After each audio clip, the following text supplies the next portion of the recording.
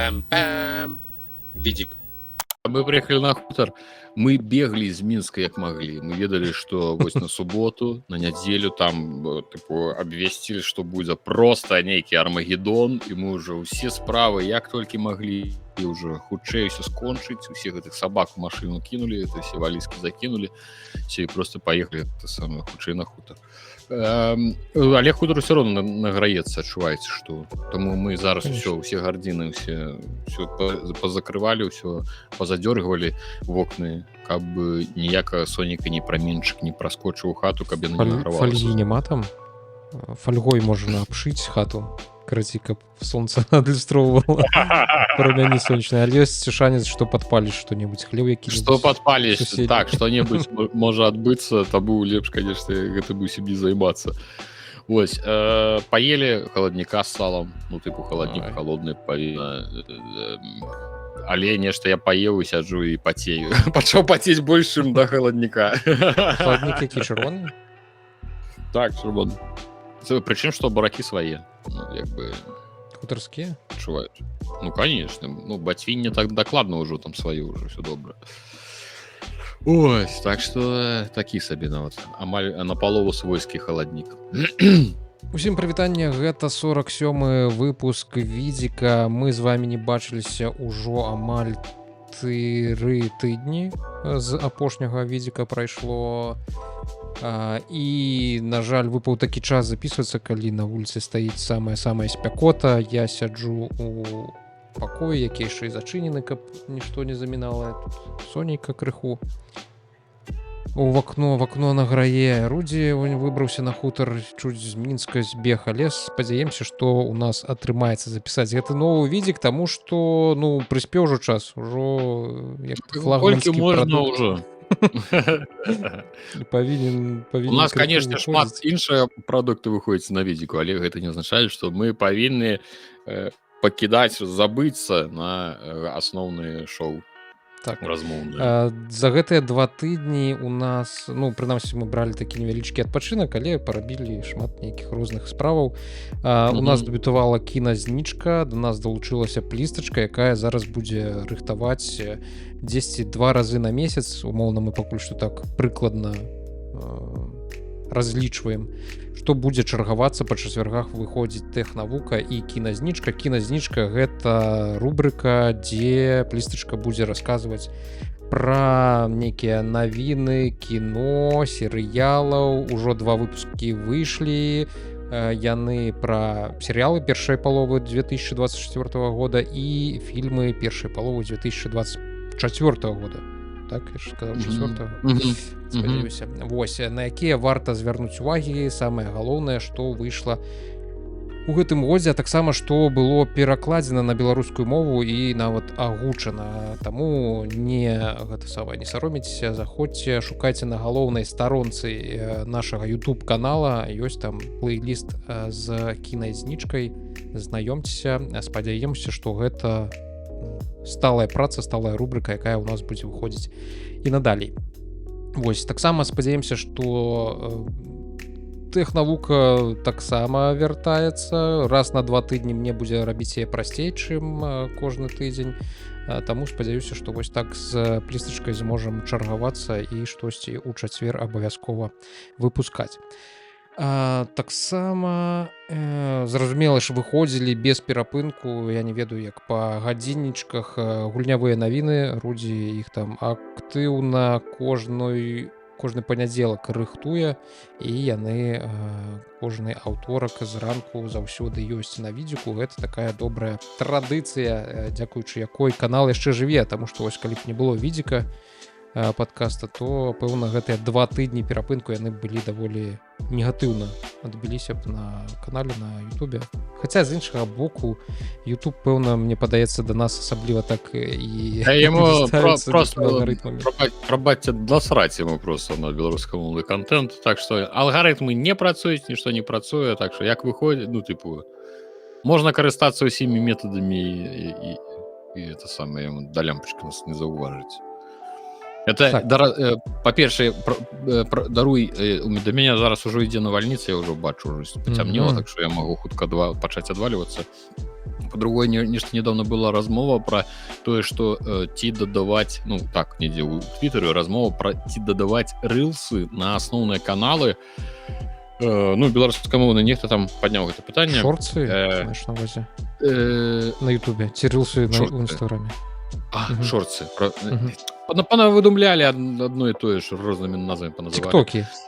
Тиктоки гэтыя вашыя, так. Ці дадаваць тиктоки на асноўны канал, таму што дагэтуль ідуць сур'ёзная размова пра тое, што шорцы не працуюць алгарытмічна нават у англамоўным Ютубе, што гэта зусім там асноўнае відэа і гэтыя шорцы, яны прыцягваюць розную аўдыторыю, яны забіваюць алгарытм канала, таму што алгарытм пачынае блытацца, каму што паказваць, што гэта розныя людзі, адны падпісваюць. Крацей, там такі вэрхал, і ёсць шмат размоў пра тое, што гэта вельмі ці ты рабі асобна вялікія відэа, ці ты рабі, ну і гэты шорцы асобны канал, і вось на ім гэтыя шорцы і выкульвай.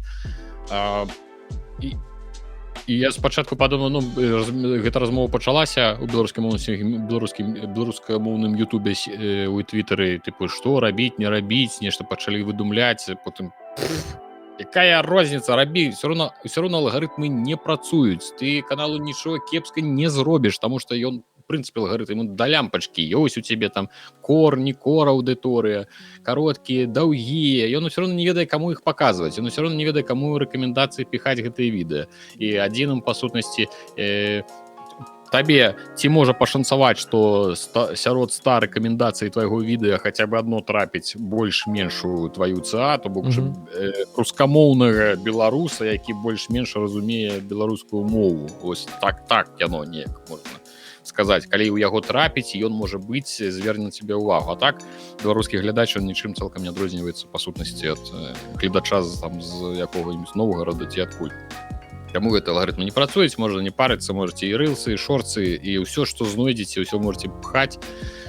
І менавіта таму, паважаныя гледачы, ведайце, што чым вы можаце дакладна дапамагаць беларускаму Ютубу, гэта калі вы распаўсюджваеце і то бок натыўна паказваеце тым, каму гэта можа спадабацца. І гэта самы такі, на жаль, што адзіны амаль што варыянт распаўсюджвання беларускамоўнага контента.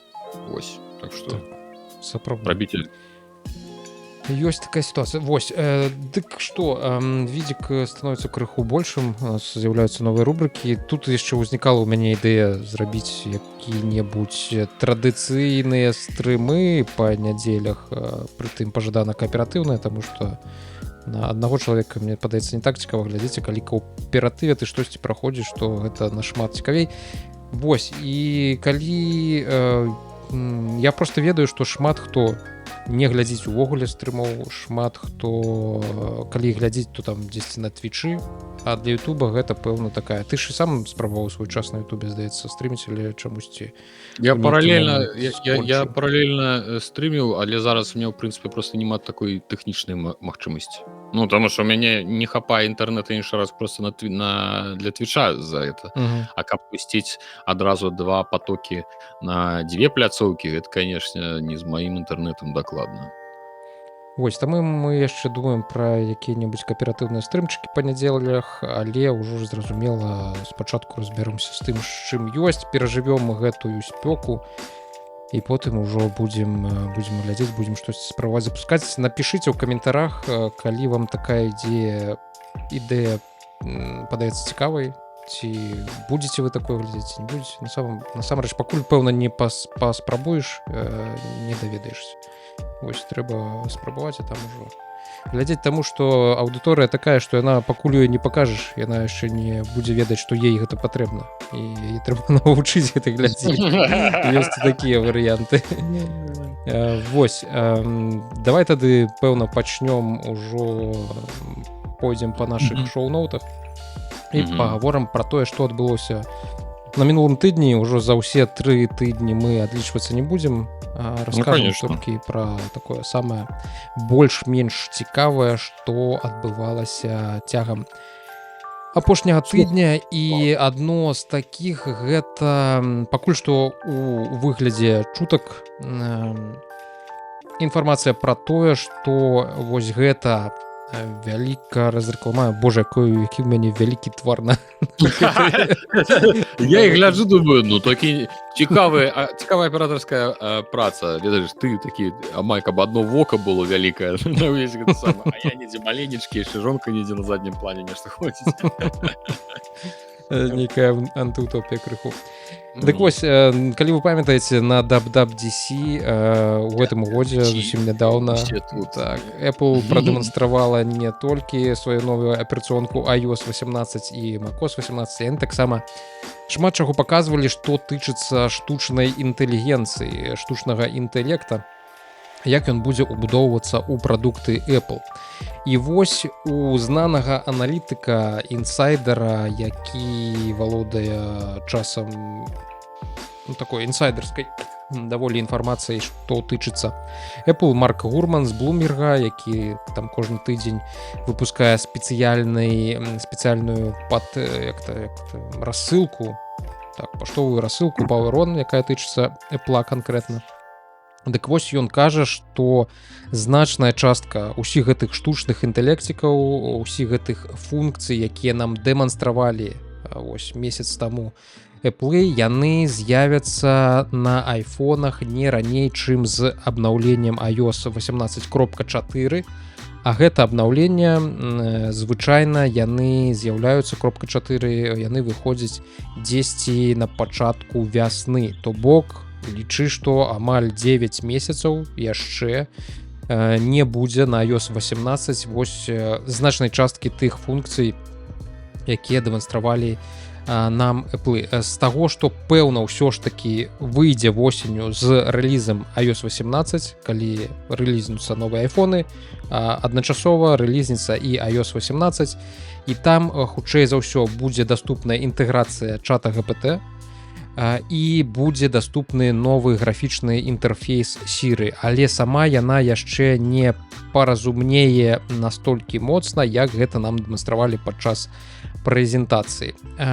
І калі, ну, і вядома ж, там значна шмат якія функцыі гэтых штучных інтэлектикаў будуць даступныя толькі з навюткімі айфонамі. Гаворка пра ўсялякія iPhone 15 Pro, iPhone 15 Pro Max, гэта якія зараз існуюць апошнія на рынку, і тыя, якія выйдуць iPhone 16, 16 Pro, Pro Max і ўсё вось такое. Вось. І нейкім чынам гэтыя штучныя інтэлектики павінны былі крыху драйвіць інтарэс да iPhone 16, павінны былі прасоўваць яго, і пэўна Apple мелі нейкую ці маюць нейкую надзею на тое, што шмат такіх карыстальнікаў, іх ужо сталых карыстальнікаў, якія карыстаюцца айфонамі, якія даўно не абнаўляюць свае айфоны, таму што проста не бачаць у гэтым ніякага сэнсу, што яны, магчыма, возьмуць і пяройдуць на новыя айфоны, купяць 16 нарэшце і прададуць свае старыя. І прынамсі трэба адзначыць, што я таксама пра гэта думаў. Я думаў, што дзесьці восенню можна будзе паглядзець, колькі будзе каштаваць 16-ка, нешта там падкапіць і свой там 12 памяняць на 16. 4 гады, ці колькі там прайшло, 3. Вось.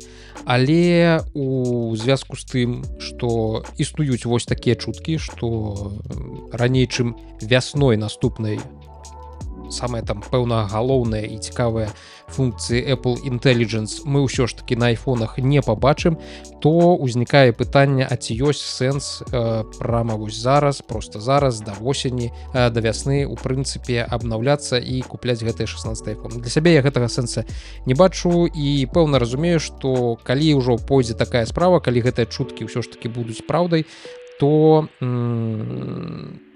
мы як-то і адкладзем абнаўлення на яшчэ один годзік, і дзесьці ўжо, магчыма, праз 1,5 гады толькі я набуду там сабе які-небудзь iPhone 17, калі ён выйдзе, якім ён там будзе. Это таксама вялікае пытанчка. І думаю, што шмат якія людзі, шмат якія карыстальнікі прадукцыі Apple, яны таксама, магчыма, ўсё ж такі як-то нешта разумнае яшчэ засталося ў іх галовах, і яны таксама не будуць абнаўляцца прама зараз, вось так просто зараз у чаканні нейкага штучнага інтэлекта і новага нейкага экспірыенса ад валодання айфонам навюткім з iOS 18.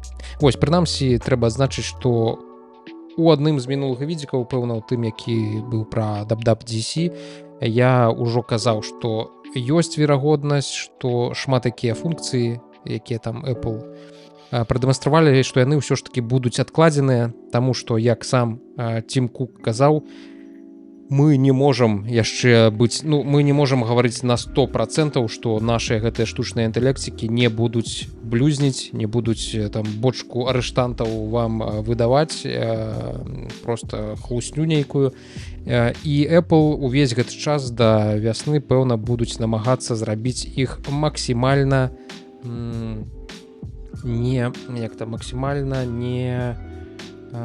каб яны не як навредзіць па-беларуску? Нашкодзіць? Каб яны не нашкодзілі бренду Apple, таму што мы ўжо бачылі, як шмат якія сырыя штучныя інтэлектыкі, напрыклад, шкодзілі Гуглу, калі проста выдавалі нейкія дзіўныя вынікі сваёй працы, калі яны там генеравалі, калі ты памятаеш гэтых самых здымкі, нібыта не здымкі, відарысы нацыстаў падчас другой сусветнай вайны, і ўсе гэтыя нацысты былі цемнаскурыя. Вось гэта было... гэта можа быць паст-іронія такая, ведаеш, ад гэтага. Ад штучнага інтэлекту. Ён настолькі стаў разумны, што ён ужо пачаў іранізіраваць і токсіць у сваіх адказах. Вось, ва ўсялякім разе, гэта было, ў прынцыпе, чакана. Частка функцый з'явіцца толькі вясной, таму асабліва і няма пра што казаць і да чаго рыхтавацца. Вось, пайшлі да наступнай тэмы. Да, да наступнай тэмы. Гэта будзе навіна, якая з'яўлялася ў нашай тэлеграме відзіка. Дарэчы, усе падпісвайцеся, там у нас штодзень выходзіць шмат розных цікавостак. Я там посціў гэту інфармацыю, гэты вясёлы кітайскі дзядзечка, адзіны, конечно, яшчэ калі не лічыць аператара, які разам з ім, гэта два чалавекі, якія зараз знаходзяцца на заводзе Xiaomi, які будзе вырабляць нейкую неймаверную колькасць тэлефонаў цалкам аўтаматызавана без гэтых клятых чалавекаў. Нарэшце гэтыя скураныя мяхі павыганялі, перамаглі. Нарэшце Skynet пайшоў у напад, пайшоў у атаку. Вось, і гэта будзе першы завод, на якім не будзе нікога, нават цёткі прыбіральшчыцы, якая будзе крычаць вам: падыміце ногі і не хадзі па памытаму. Вось, так што і нават з гэтым, з прыборкай, з уборкай, з прыбіраннем пылу і бруду будзе гэтым займацца робот аўтаматызаваны. Там ледзь не смартфон у секунду будзе з'яўляцца новы ад Xiaomi. Конечно, узнікаюць пытанні, навошта столькі смартфонаў Xiaomi гэтаму свету. Ось, але ж імаверна, што вытворцы вырашылі, што трэба. На гэта змарнавалі каля там нешта 300 плюс мільёнаў долараў. Нешта малавата, кажучы. Вось, хаця, да, для такой буйной вялікай кампаніі, я думаю, што гэта не тое, каб супер-пупер там... Гэта адчувальна, канешне, адчувальная сума, але, пэўна, не крытычная. Не палова якога-небудзь там унутранага прадукта валавага. Так што ўсё будуць рабіць самі, без чалавекаў. Цікава, колькі у параўнанні бы яны аддавалі на заробкі, на розныя прафсаюзы, на розную гэтую ўсю фіговіну. Ось цікава будзе па выніку, наколькі яны ж нешта ж, безумоўна, падлічылі. Хаця, конечно, такія рэчы могуць быць яшчэ у першую чаргу маркетынгавыя, для того, каб глядзіце, наколькі мы тэхналагічна, на якім тэхналагічным узроўні знаходзімся, што нашыя тэлефоны робяць, нашых бобатаў робяць іншыя бобаты. Вось і гэта конечно выглядае як нейкі next-ген. Так што Xiaomi пакуль што амаль што наперадзе ўсёй планеты, калі не лічыць Теслу. Тесла ж там таксама кажуць, што до 25-го года іх там нейкія бобыты таксама будуць рабіць палову справы ў іх там на заводах. Ну Тесла шмат чаго кажа, не заўсёды гэта заканчваецца нейкай справай. Але што тычыцца вось гэтага завода без скураных мяхоў, як ты тут напісаў, то ну гэта па-першае ўражвае. Ну наўрад ці тут ад маркетынга штосьці, што гэта дзеля таго, каб зрабіць прыгожы відарыс ствараўся гэты завод. Але справа ў першую чаргу пра грошы, конечно. Сапраўды цікава, як ён будзе гэты завод уладкаваны, гэтая фабрыка, таму што наколькі розныя смартфоны і ён будзе ўвогуле ствараць, і што ўсё ж таки маецца на ўвазе пад стварэннем. Тут гаворка ідзе ўсё ж таки пра зборку, калі там у вялікі кантэйнер закідваюць розныя кампаненты, яны там сарціруюцца рознымі роботамі, розныя частачкі гэтых кампанентаў складваюцца і на выхадзе ў цябе смартфон. Ці ўсё ж таки там штосьці паяецца, як звычайна гэта бывае, нейкія такія працэсы адбываюцца больш складаныя. Ну, так, я удакладню, што гэта рэжым зборкі смартфонаў, яны будуць збіраць і чуеш, як лепіць у мяне? Не чуеш? Толькі што меня ўсё ж прыйшла навальніца, но ўжо грыміць. І нават там дождж уже нейкі накрапваў. Зборкай, а кантролем якасці прадукцыі зоймецца інтэлектуальна аўтаматызаваная сістэма. Так што нават не будзе бабкі, якая будзе торкаць пальцам і правяраць на якасць. Ну, вось як бы нічога насамрэч дзіўнага, мы ўсе да гэтага ідзем. Што бы хто бы не гаварыў, як бы мы не назмагаліся, але мы будзем ісці да таго, што нізкааплачаны труд, праца людзей, для якой нізкакваліфікаваная, напэўна, ўсё ж такі праца, яна будзе замяняцца, хочам мы таго ці не. Ну, слухай, мне ўсё ж таки падаецца, што у шмат такіх задачах чалавек будзе таннейшы, чым вось такая фабрыка, такі завод. І для нас заўсёды знойдзецца нізкааплачваемая, вельмі небяспечная праца, дзе ты будзеш сваё жыццё робіць за проста нейкія там грошы, капейкі. Якія-нибудь акумулятары там уручную што-небудзь збіраць, как кіслата, гэта па руках цякла, вось гэта ўсё. Смакоце. Смакоце. Дарэчы, я думаю, сёння пра тэхналогіі пачаць ведаць чаго. Я літаральна за гадзіну да таго, как пачалі запісваць відэк, сутыкнуў, не то, што я сутыкнуўся, не, з гэтым я сутыкнуўся даўным-даўно, але просто вось нейкі такі момант адбыўся left hand moment, будзем называць сучасным лэнгвічам. Значыцца, я леўша, і ўсё сваё жыццё я карыстаюся ўсёй тэхнікай, ўсё, што ёсць, якая нават калі яна не накіравана на праварукіх, яна як бы, я бы не сказаў, што яна заўсёды нейкая абедзвірукая тэхніка, да? Аднолькава зручна. Аднолькава зручна для левай, для правай рукі. То бок ўсё, што робіцца, уся тэхніка, ну, скажем так, наўрад ці нехта, ў прынцыпе, звяртае ўвагу, ці будзе зручна гэта для леўшы. Я сёння ўжо напісаў это самае у Твітары, што ўсе там нешта скардзяць, там цёмнаскурых мала, там гендернае не то самае, але нікога не хвалюе, што для леварукіх няма амаль нічога. Вось просто я ўсё сваё жыццё просто прыстасоўваюся. Бок я просто ад самого пачатку працую з тым, што ёсць, і разумею, што тыпу меня нават не у меня тут сонца і заліва, карацей, зусім дурное надвор'е. Дык вось да чаго, мышка. Так, вось ты бачыш зараз твіт, гэта мышка. Я, дарэчы, нядаўна я набыў сабе клавіатуру танную за 50 рублёў, я ад яе просто паўдзею, яна шыкоўная. Яна простая, як аказалася, это не Bluetooth, это радыё. Яна бела... Радыё? Беларусь адзін цяне? Конечно. Радыё кропка. Вось калі прыслухацца, відиш, як ракавіны да вуха прыкладваюць, каб паслухаць моры, калі эту клавіатуру прыкласці да вуха, можна пачуць радыё. Песні, песняры пайшлі. Это сам. Яна такая мятна-белая з мятнага колера клавішамі ўстаўкамі. Яна такія у яе прыемнай формы кнопачкі, карацей, я ў яе улюбіўся. І сам прыкалдэс, што я просто купляў клаву, а мне калі сказалі, апошняя была, апошняя ў коробцы, у коробцы яшчэ ляжала мышка. Тыпу, гэта вам тут падарунак я лезь пасля гэтага не пабег купляць латарэйны білет, потому что, ну, так шчасціла мне, напэўна, вельмі даўно. Дык вось, ну, радыё, таму што я, па-першае, недавно толькі даведаўся, што усе гэтыя тэхнікі, гэта не зусім Bluetooth.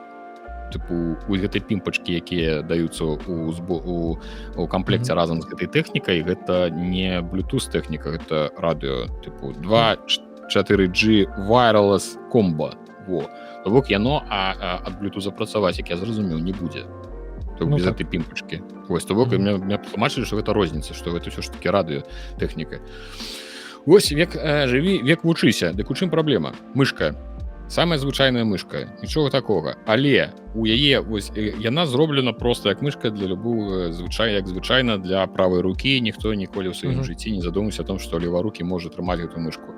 Ось у яе, ось тут кнопачкі клятыя. Для вас, для правого, сюды кладецца вялікі палец, да? Все, ён паклаўся, калі хочаш, ты натискаеш кнопачку, вось, ляжыць. Ён просто ляжыць, ён, па сутнасці, не працуе твой гэтай, калі ты карыстаешься мышкай правай, вялікі палец вашай рукі, ён звычайна просто ляжыць. Вы ім нічога не робіце. І таму зручна, што зверху над ім ёсць кнопка, калі табе аж так аж трэба, ты можаш яго падняць, гэты палец, націснуць кнопачку. Цяпер, я левша, я трымаю вось так гэту мышку, і у мяне тут усе пальцы на гэтым баку. Ну, там, дзе гэтыя кнопкі, вось гэтыя дадатковыя кнопкі, на гэтым месцы у мяне усе пальцы. То бок там 2-3, я калі я трымаю, у мяне тут цэлы набор пальцаў на гэтым месцы. І працуючы, гуляючы, яшчэ вельмі складана гэтыя кнопачкі не зачапіць. Не націскаць іх. А на іх звычайна, іх нельга наладзіць. Ну, то бок, ёсць пэўна мышкі вельмі дарагія, на якіх гэта ўсё можна наладзіць, адключыць, пераназначыць, там што у віндзе вы можаце пераназначыць толькі асноўныя кнопкі, левую і правую памяняць месцамі, тыпу, гэта увесь left-hand friendly, які вы можаце знайсці ў вашым камп'ютары. А вось гэтыя кнопкі, яны не пераназначаюцца, і у мяне літаральна сёння была, напрыклад, праблема. Бомбануло, таму што я зрабіў допіс для відзіка Telegram, да, закінуў відэо, тэкст, все там уже адфармацировал, і потым пад сам канец выпадкова закрануў пальцам вось гэту вось кнопачку, а гэта кнопачка назад. І у мяне ўсё просто свярнулася і ўсё знікла. Ну, просто знікла увесь допіс, які я падрыхтаваў. Я такі, да ёп! І пасля гэта я ўзяў просто там некую адвёртку, выдраў гэтыя кнопкі да цёцкі на маткі, і ўсё. У чым прыкол? Я пасля гэтага пайшоў глядзець, так і напісаў, там, набыць мышку для левой рукі. Ты думаешь, гэта вось яны табе адразу такі цэлы спіс здаровых мышак для левой рукі? Не, першае, што мне паказалі, вертыкальныя мышкі. Я ў першы раз у прынцыпе такое бачу. Што, тыпу, для праворукіх проста мышкі, а для леварукіх вертыкальныя мышкі. Вы калі-небудзь чулі пра вертыкальныя мышкі? Вось бачыш? Ну, я чуў. Я першы раз чую, я першы раз іх убачу. Яны выглядаюць як кантролер, ну, як джойстик, да? Тыпу, ты просто бярэш яго як рукой. Тыпу, гэта вельмі дзіўная рэч. І калі гэта... Ну, я бы вытворцам мышак, я бы просто патлумачыў, што мышка для левой рукі... Вот, нарэшце знайшлі кропку G. Вось як яна выглядае. Навукоўцы падзяліліся фотаздымкам кропкі G. Шок-контент. Я просто вытворцам магу падказаць і патлумачыць, што для левой рукі не трэба рабіць вось такую хреновіну, вам просто узяць вашу мышку для правой рукі і зарабіць выгіб яе формы ў іншы бок. І ўсё. І гэта будзе мышка для левой рукі. Яно працуе так же. Гэта просто левая рука і правая. Яны сіметрычныя. Нічога такога выдумляць з вертыкальнымі хваталкамі не трэба. І яшчэ для шмат якіх яшчэ вытворцаў лева мышкі для левой рукі, гэта таксама прикольны момант, выглядаюць як вось, паглядзі, яны цалкам сіметрычная мышка. То бок гэта мышка не для левой рукі, гэта мышка, якую можна ўзяць і левай і правай. Да, у абедзе, то бок яны з двух бакоў аднолькава, ну, цалкам сіметрычная. Я хочу сказаць, гэта не для левой рукі, гэта для абедзвюх рук, а не для левой. Карацей, я на сваёй практыцы адчуў, што такое гэтыя ваши не шавінізмы, я ўжо заблытаўся ў гэтых усіх ізмах. Карацей, гэта нейкі ізм, і вось нас леварукіх, нават ніхто не падымае это пытанне, просто усе робяць тэхніку, потым, там ж яшчэ леварукі есть, яны разбяруцца, ну, всё сваё жыццё уже разбіраліся з ітымі, що разбяруцца. Хай камень у руцэ трымаюць. Ну, хай не дуруць, галаву тут перавучваюць, пішуць нормально. Ну, те, як я, могуць просто кнопкі павыдзіраць, і ўсё будзе. А то, што у цябе ў мышцы будзе дзірка, ну, нічого, праз яе так смешна мільгаціць вось та лямпачка. Аптычная. Слухай, ты можаш зрабіць як это, я такія відосы бачыў, кітайскі ремонт, просто ралтона туды запіхаць, запісціць усё, пафарбаваць. Не, это кітайскі, это беларускі ремонт, это машыны так робяць, туды можна яшчэ пены монтажнай нахерачыць, як у парогі робяць у машынах. Ну, ты ж ведаеш, ты, можа, не ведаеш, ты ж машынамі звязана. Карацей, парогі — гэта самая частая рэч, якая гніе ў машынах. Ну, парогі гэта пад дзвярыма, якія машыны падымаюць, яны часто дзіркі, і яны просто ў гэтыя парогі заліваюць унутр пену, яна там засыхае, і просто потым шліфуюць, яна вось і ўсё, потым зверху шпатлюеш, фарбуеш, і ў цябе прыгожы кайфовы парог. А тое, што, ну, як новы, а тое, што у цябе ўнутры з пены, да каго гэта хвалюе? Галоўнае, як яно выглядае. Так што я таксама магу зарабіць пену, туды нахерачыць, і ўсё ў мяне будзе добра. Зразумела, карацей, складана табе жывецца, я папраўдзе не ведаю, што б я рабіў, калі б у мяне было дзіця леварукае, пэўна, по інтэрнэт аддаў. Ну, конечно, трэба аддаваць. Ну, ці як у савецкія часы біць по руках і пішы нормально. Што ты пішаш, як гэта самае? Ну так, потым усё жыццё толькі і пакутуй. Добра, пашлі тады крыху пагаворым пра гульні. Што на мінулым тыдні такога цікавага і важнага, што тычыцца гульнявой тэматыкі, адбылося? Па-першае, усе ўладальнікі геймпаса, падпіскі геймпас павінны, ну, па-першае, пакутаваць, а па-другое, павінны рыхтавацца да падаражэння. Не, павінны, ўсё, тыпу, на гэтым можна проста скончваць. Все просто павінны. Прапановую увесці Xbox павіннасць. Раз у месяц ты павінен адпрацаваць на Xbox один дзень. Паншчыну адпахаць на якім поле Xbox-каўскім. Намалаціць токенаў якіх-небудзь там у хамяка натапаць цэлы дзень. Все дзеля Xbox-а. Так вось, Microsoft абвясціла пра сур'ёзныя змены ў цэнах і структуры падпіскі Game Pass. Цэны павышаюцца па ўсіх напрамках. Xbox Game Pass Ultimate, я не ведаю, у тебя Ultimate подпіска ці не? Не, у мяне звычайная я перайшоў. Падаражэе да $20 у месяц, рост на $3. Базавы кансольны ўзровень будзе спынены і заменены новым узроўнем Xbox Game Pass стандарт. То бок зараз ёсць Game Pass, які ёсць на Xbox, ну як ёсць, яго ўжо нема, лічу, што на яго нельга больш падпісацца. Вось, і на ім ты атрымоўваў, па-першае, доступ да ўсёй бібліятэкі гульняў, а таксама да ўсіх рэлізаў у першы дзень, якія з'яўляліся на геймпасе. Вось, на яго зараз нельга будзе падпісацца, ён будзе працягвацца, але, ну, то бок, калі стаіць працяг плацяжу, то ён будзе і далей. Ой, бля. Даволі ціха, это не так перашкаджае, як тебе падаецца. Так, ну, будзем спадзявацца. Вось. І так, ты мне нейкі здымачак скінуў. Так, это тлумачэнне, што як дзе будзе выхадзіць, улічваючы гэты самы новы Game Pass стандарт. Ну, тут у нас так. І у Game Pass стандарце, карацей, у дзень рэліза гульні выходзіць ад Xbox не будуць. То бок Call of Duty Black Ops 6, пэўна, з-за якой усе гэтыя змены зараз і справакаваныя, яна у Xbox Game Pass стандарт будзе недаступная. Вось, абанемент Xbox Game Pass для кансолі для новых подписчикаў ён недаступны. Удзельнікі, якія ўжо подпісаліся на яго, яны аўтаматычна, калі іх стаіць это аўтаматычнае падаўжэнне плацяжу, ён будзе аўтаматычна здымацца плата, і пакуль што яны змогуць ім далей карыстацца, працягваць. Вось. Новы Xbox Game Pass стандарт з'явіцца цягам бліжэйшых месяцаў, то бок нейкай канкрэтнай даты, калі гэта ўсё з'явіцца, няма. І па выніку, калі вы уладальнік кансолі Xbox, у вас яшчэ не было геймпаса, і вы захочаце ўсё ж таки атрымаць доступ да вялікай бібліятэкі гульняў і гульняў у першы дзень, лічы, што бясплатных, то вам прыйдзецца падпісвацца на Xbox Game Pass Ultimate.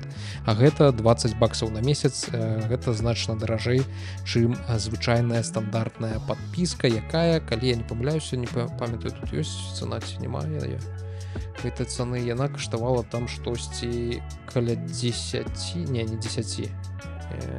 Ultimate? Так. Не, Ultimate каштуе зараз 20, а сколько звычайная каштавала.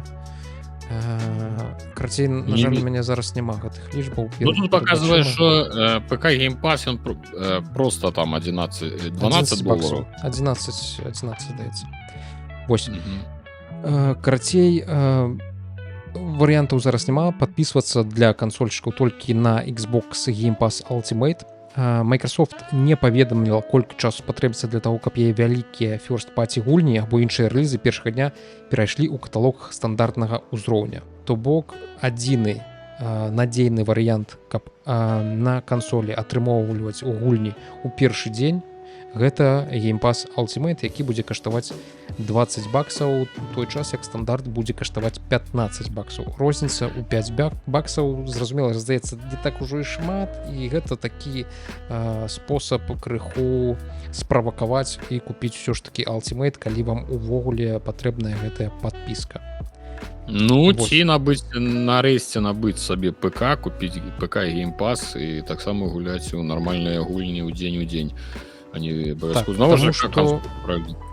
Таму што падпіскі PC Game Pass, яны у іх застаюцца гульні у першы ж дзень рэлізу, яны там будуць выходзіць, то бок і ваш Шакалкер, і Call of Duty, і Індіана Джонс, які выйдзе там зімой, яны усе у PC Game Pass выйдуць у першы ж дзень, у дзень рэлізу, і PC Game Pass ён падаражэе, калі раней ён каштаваў $10, то зараз ён будзе каштаваць $12.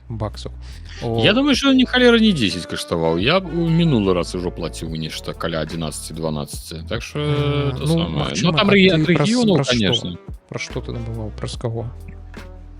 Ой, мне падаецца, што мне дапамагалі з Нідерландаў яго рабіць, але ён у мяне падаецца як пазначаны як польскі рэгіён. Ну, польскі каштуе 40 злотых, 39,99 злотых.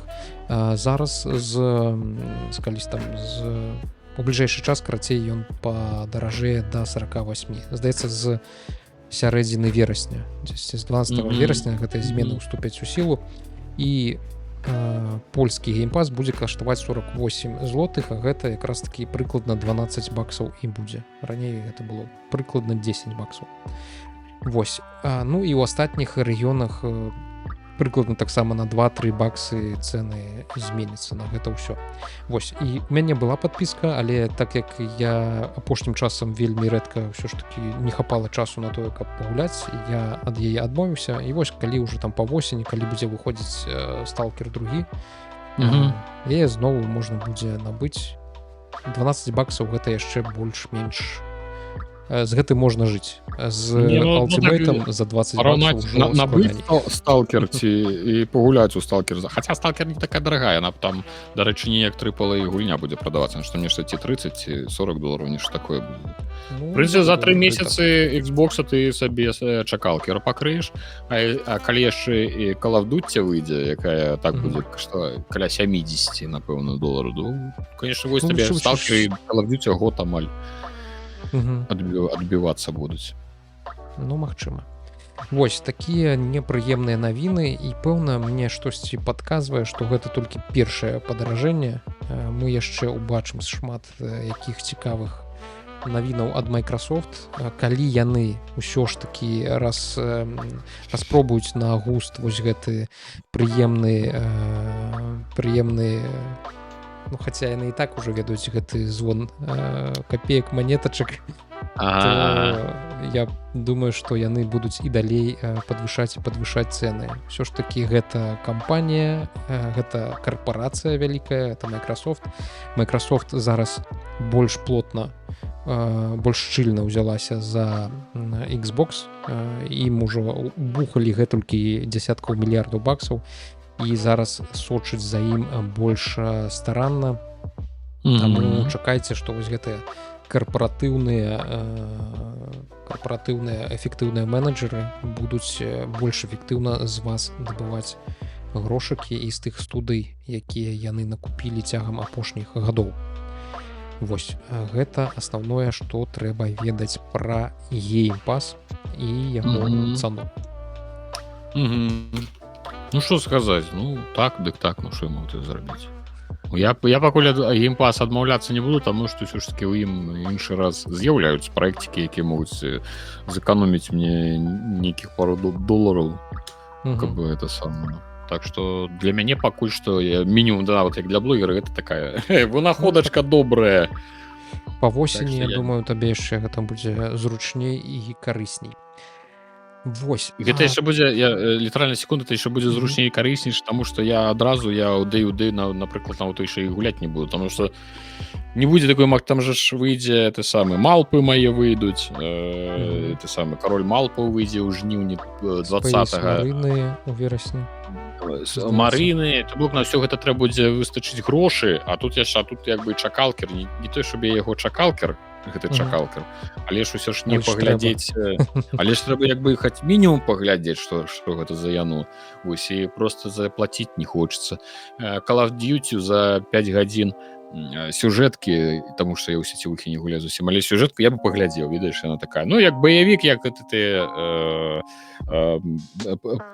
парк такі, парк з забавамі, вось ён мне як бы, чаму б мне не паглядзець гэта 4-гадзіннае кіно пра крутых баравых там хлапцоў з аўтаматамі. Я магу, але заплаціць $70 я не ні ў якім разе.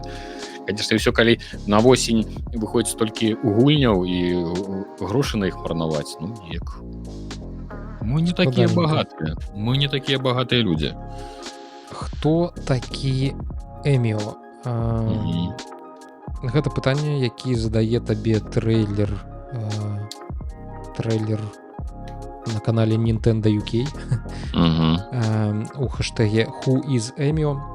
Дакладна вядома, што гэта зорка даволі жудаснага тизера для праекту рэйтынга M, які Nintendo зацізерала на гэтым тыдні. І гэта заўважна адрозніваецца ад таго, што Nintendo рабіла раней, не суадносіцца з тым брэндам, які японская кампанія выбудавала вакол сябе за гэты час. Дарэчы, чаму такая якасць?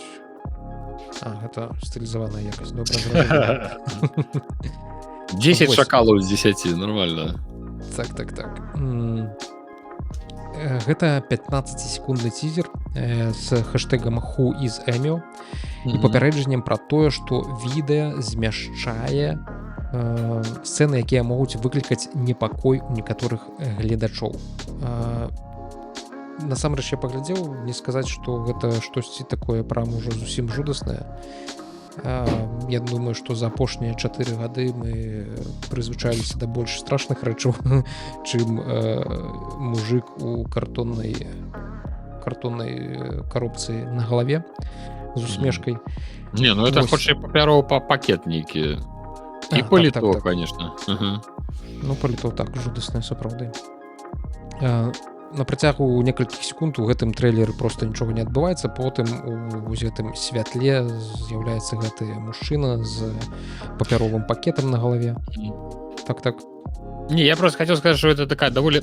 Яны маюць на увазе, разумееш, ёсць людзі з павышанай трывожнасцю, і такія рэчы могуць выклікаць у людзей, ну, тыпу, трывожнасць. А трывожнасць — гэта як бы такая хвароба. дарэчы. Зразумела, я не ведаю. Люди п'ють таблеткі, каб не трывожыцца. Эміо з японскай мовы азначае усмешлівы чалавек, ці больш літаральна усмешка або смех, але гэта ўсё, што мы сапраўды ведаем на дадзены момант. Гэта можа быць першая гульня жахаў кампаніі, рэдкасць, таму што Nintendo звычайна робіць не займаецца такімі цёмнымі мастацтвамі, яна робіць сямейныя гульні нашмат больш яскравыя, яркія, чым тое, што мы бачым у гэтым трэйлеры. Дарэчы, кажуць, што магчыма за гульнёй стаіць Bloober Team. Гэта тыя людзі, якія робяць зараз рэмейк Silent Hill 2. Таму што нядаўна яны абвесцілі пра супрацоўніцтва з Nintendo і робяць для іх нейкую гульню пад кодавай назвай Project M. Усё, што мы ведаем дакладна, дык гэта тое, што лагатып Switch у пачатку відэа, ён кажа нам пра тое, што гэта гульня ўсё ж такі выйдзе на Nintendo Switch. Незразумела, калі гэта ўсё выйдзе, але яна будзе якраз такі на Switch. І незразумела, ці гэта будзе нейкі эксклюзіў Switch, ці ўсё ж такі гэта па выніку будзе нейкая мультиплатформа. Вось у мяне ўсё, можаш ты свае заўвагі дадаваць. Не, я просто задумаўся, я чамусь... А Nintendo ўвогуле робіць... Што, хочаш сказаць, нармальныя гульні? Я каб не пакрыўдзіць, не платформеры. Хутчэй за ўсё, што іх у гісторыі, конечно, былі нейкія спробы ты хотел сказать дарослыя гульні. Вось вашыя пачуцці, абы не пакрыўдзіць Nintendo любы. Што апошняе сур'ёзнага зноў не так сказаў Nintendo зрабіла, акрамя Mario там Breath of the Wild. Камон. Я ж кажу, давай пра сур'ёзныя дарослыя гульні. Цябе не разумею, конечно. Якія выйшлі ты маеш увазе штосьці з рэальным графонам, што-небудзь, што выйшла за межы утульнага асяроддзя іх вашай гэтай яны не робяць для іншых кансоляў. Вось, я хацеў спытаць, ці робіць яны нешта такое. Не робяць. Яны для сябе робяць і на гэтым зарабляюць даволі шмат грошай. Добра, нейкі пытанне, як мне падаецца, адна з самых паспяховых, у сэнсе больш паспяховая экасістэма, чым дакладна Xbox, і яшчэ лепш паспяховая, чым, як мне падаецца, зараз PlayStation.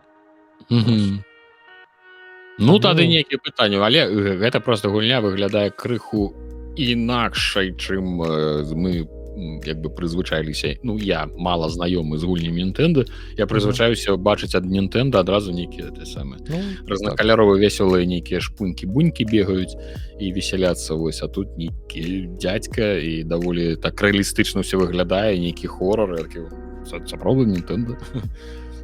Паглядзім, што з гэтага можа быць, можа і нават я зменю сваё меркаванне наконт гэтага ўсяго. Слухай, калі гэта робіць Bloober Team, і гэта будзе нейкі жахалік, ці як-то жудзік, як это называецца, то я не ўпэўнены, што гэта будзе штосьці прям такое цікавае.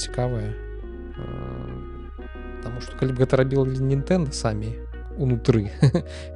Атрымаўся бы што, это самы Марио, просто дзе трэба будзе... не будзем працягваць гэту тэму. На гэта было б цікава паглядзець, прынамсі, мне падаецца. Дарэчы, моя маці, ведаеш, як казала, пудзілкі.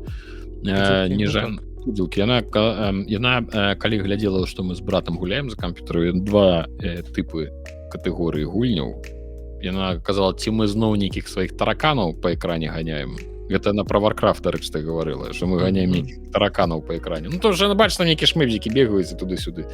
І пудзілкі ў яе было слово, это она так называла фильмы страшныя, нейкія страшныя моманты. Она казала, што это нейкія пудзілкі. Так што такое неблагое слово. Так.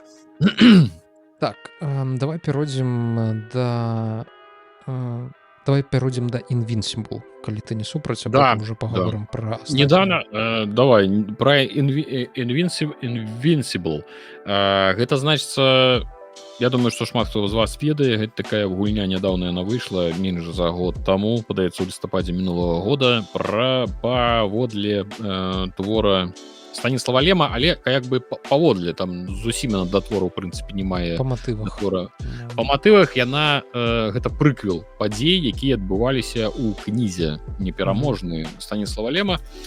Значит, недавно просто что з'явилась информация, что продажи гульні, что першые продаліся усяго, ну тут можно все ж таки говорить усяго 123 тысячи копий, потому что 11... мало. Ну так, для інді нейкай такой.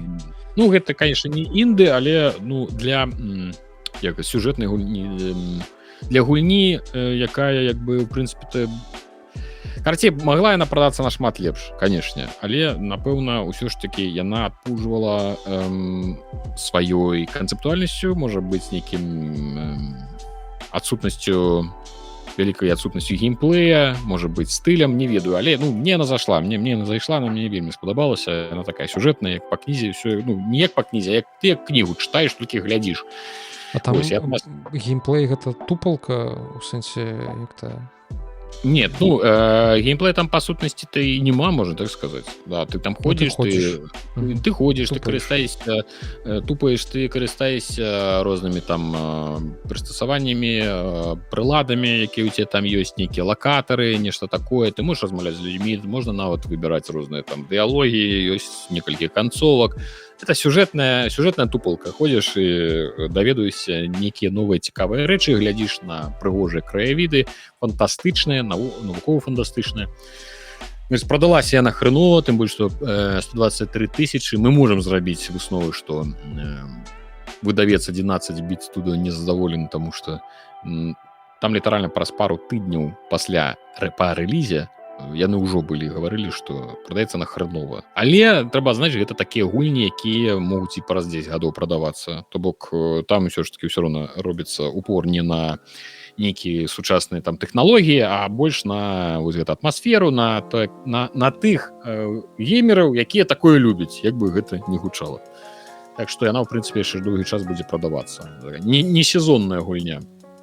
І нядаўна проста, што з'явілася гэта інфармацыя, па-першае, пра продажы, па-другое, з'явілася, што, аказваецца, будзе нейкі сюжэтны дадатак. Бок яны нешта выпусцяць да гэтай гульні яшчэ, і гэта мяне нават крыху здзівіла, думаю, так гісторыя ж скончылася. Тыпу, усё, што туды... Гэта, канешне, можа быць як вольная інтэрпрэтацыя, зразумець, гэта і ёсць вольная інтэрпрэтацыя, да, цалкам прыдуманая гісторыя, перадгісторыя непераможнага Станіслава Лема да прыбыцця вялікага карабля зоркалёта непераможны, які так і называецца, гэта канкрэтна у падзеі ў кніге. І вось за некаторы час да яго прылёту адбываюцца падзеі вось у гульні The Invincible. Можа быць, гэта нейкім чынам яны звяжуць з прыбыццём зоркалёта. То бок ўсё ж такі сюжэтна ёсць куды рухацца. Калі была, напрыклад, другая частка Invincible, зразумела, што можна было б ужо зрабіць яе па самой кнізе. То бок, в прынцыпе, варыянты ёсць. Правда, не сказалі, што ці будзе гэты дадатак платны.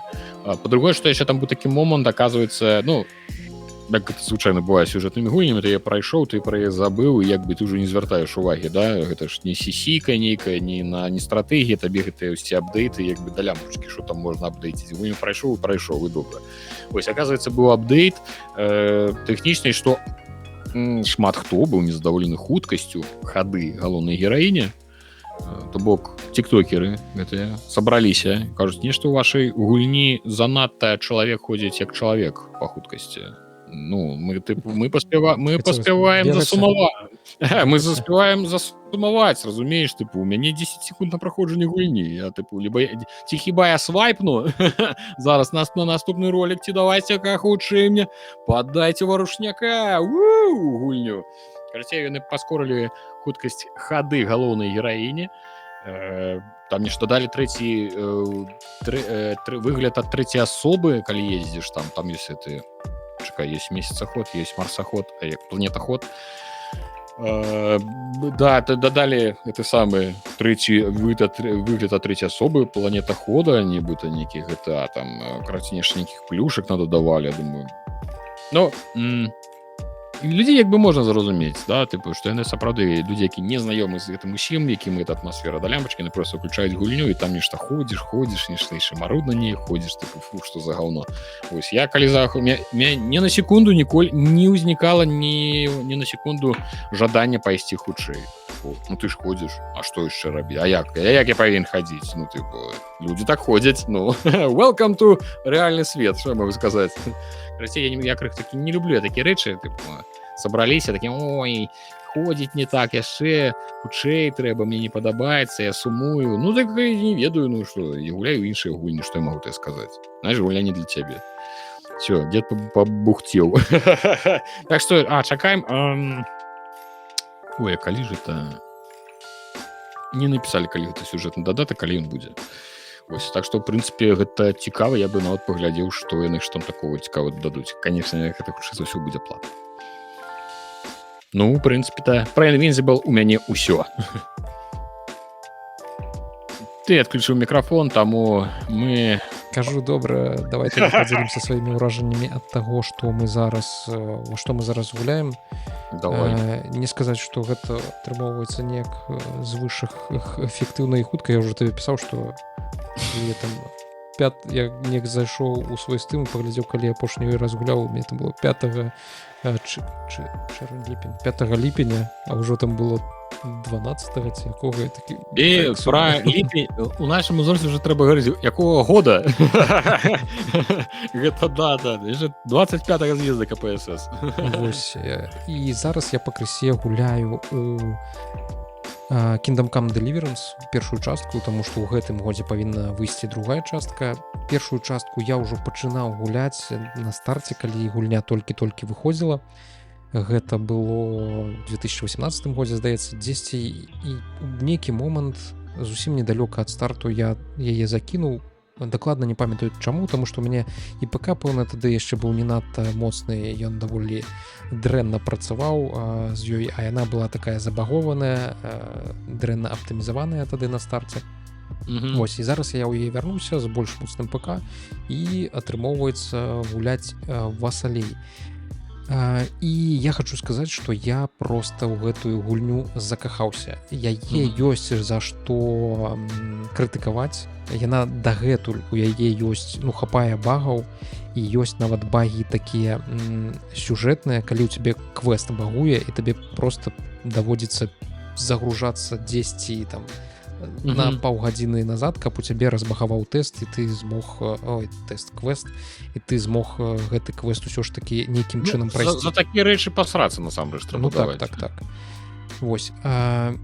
У ёй такое крыху інертнае кіраванне, таму што Чэхіі — это гульня чэшскай студыі Warhorse.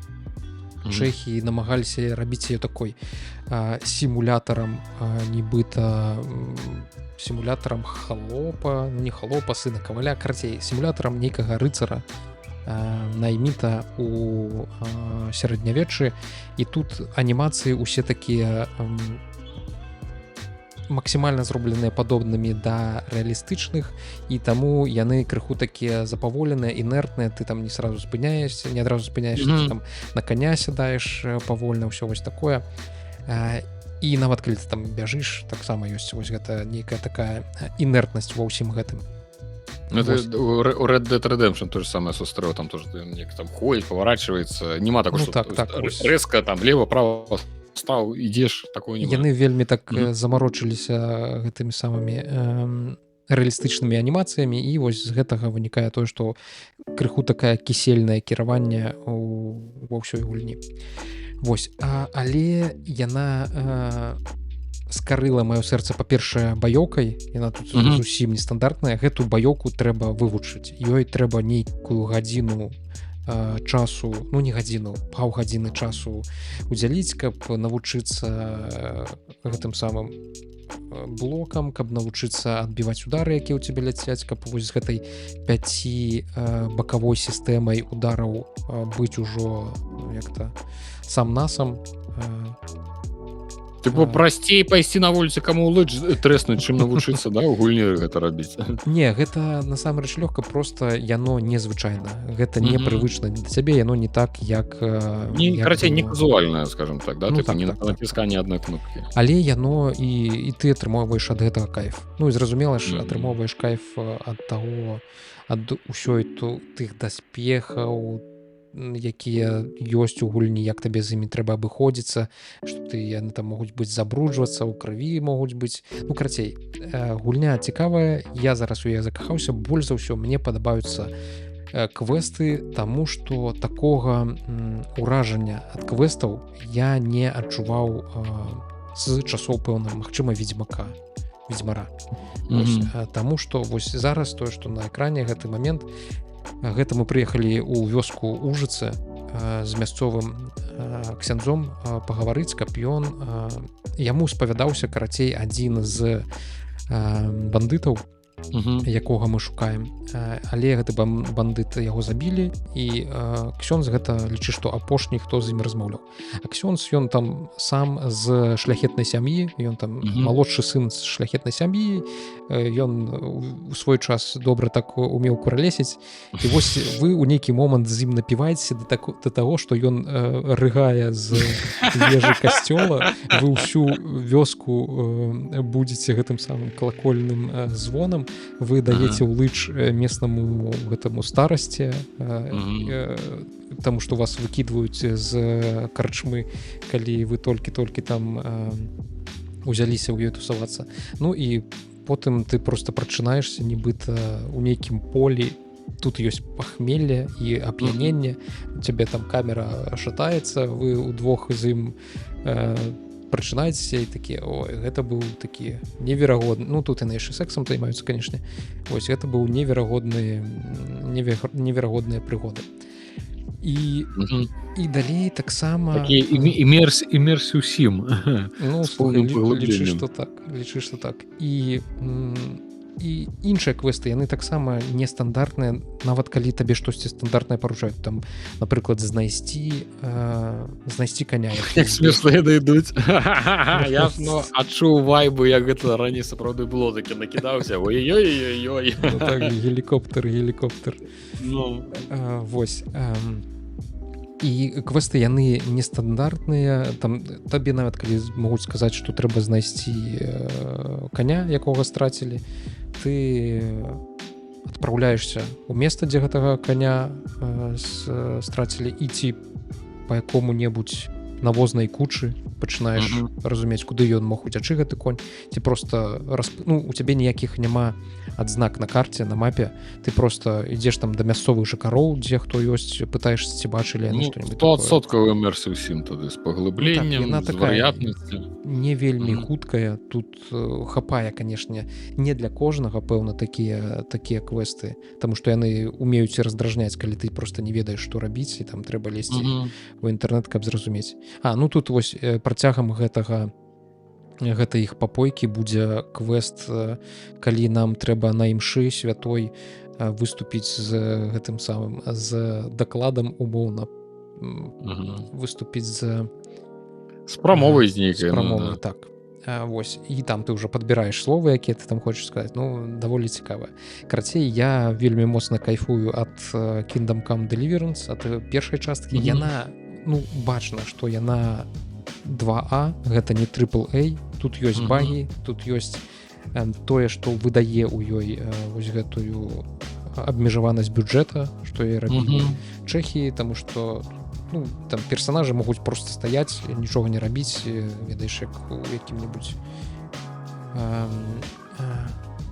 установе якой-небудзь, але яна ўсё ж такі вельмі такая прыгожанькая і вельмі каларытная, гульню, якую я лічу, што нельга прапускаць, асабліва калі зараз будзе выходзіць другая частка, то прынамсі хаця б спрабаваць першую частку, яно сапраўды таго вартае, і я зараз вельмі чакаю, калі ж усё ж такі агучаць, калі выйдзе другая частка.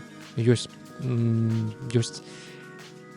не перасцярога, што з-за такога вельмі шчыльнага вакенца рэлізаў усялякіх вялікіх гульняў AAA на другую палову года, што яны могуць яе адкласці куды-небудзь падалей ўсё ж таки на пачатак наступнага года. Але хочацца верыць у лепшае. Для мяне гэта будзе Kingdom Come Deliverance, для мяне гэта будзе ўжо Instant Buy, другая частка. Таму усім раю яе таксама згуляць, яе паспрабаваць.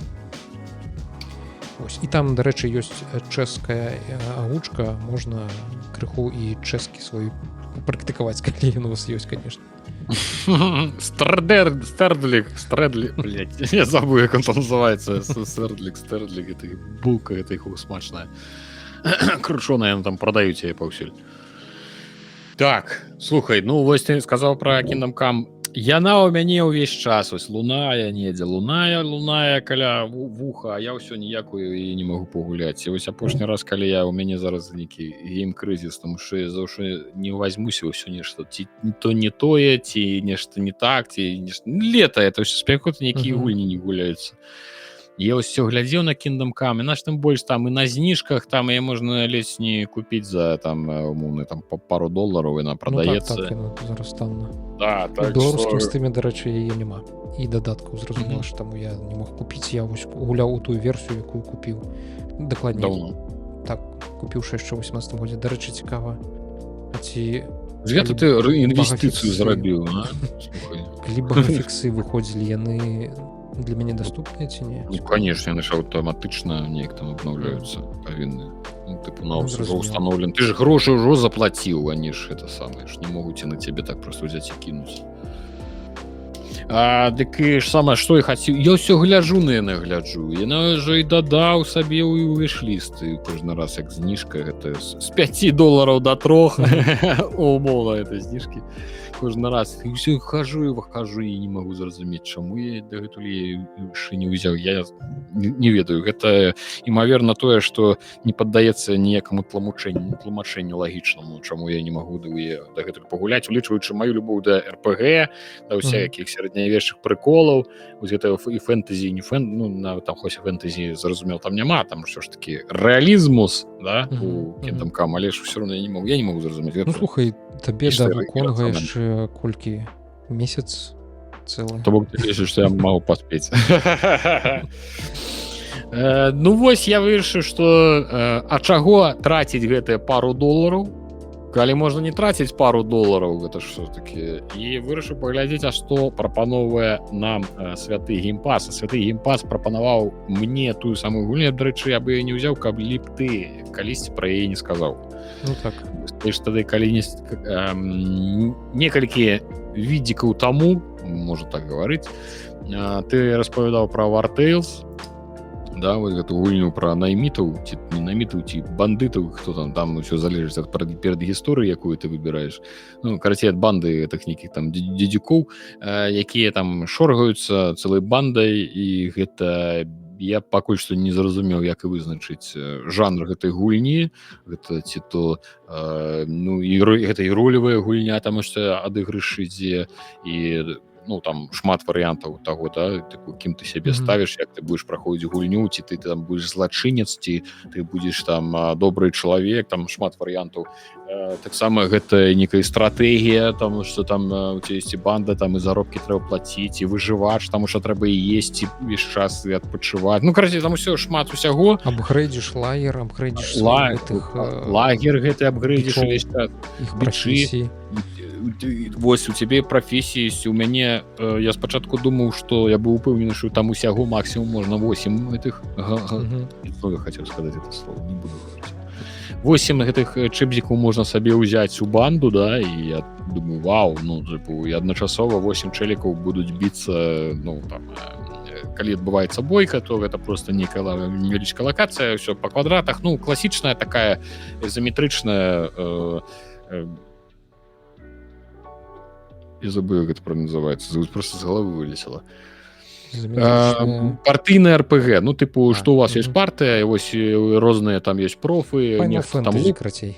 Ну так, класіка жанру, нічого суперновага, нехта там танк, нехта лукар, нехта адзіна шамахавы там падаецца яшчэ не бачыў.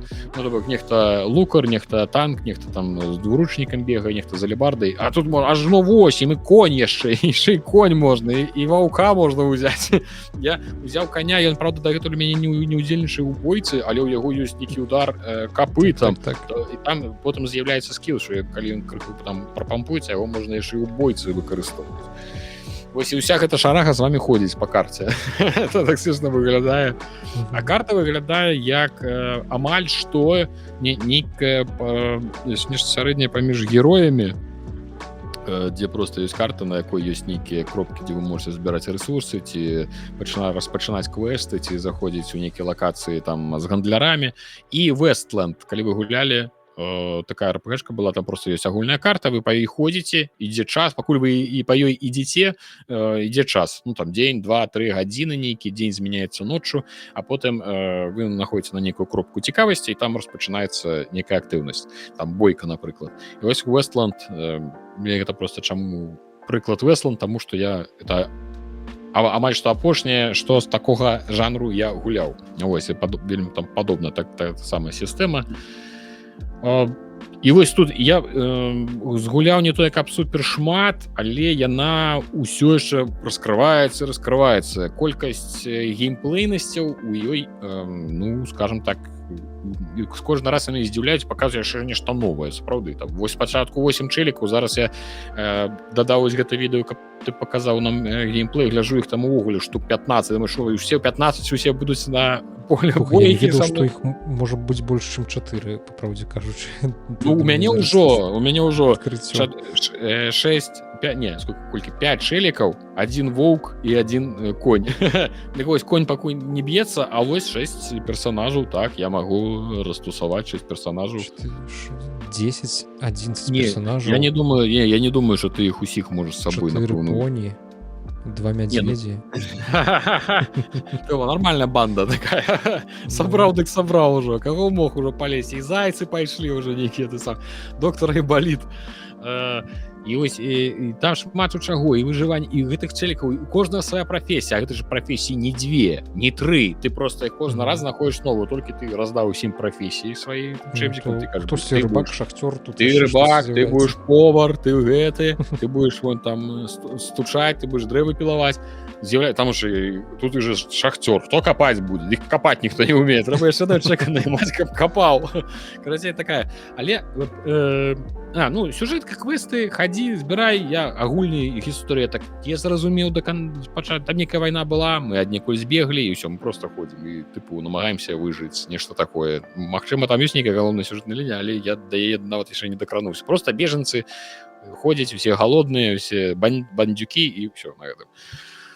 Пры гэтым усім адчуваецца моцная другаснасць, я бы так сказаў.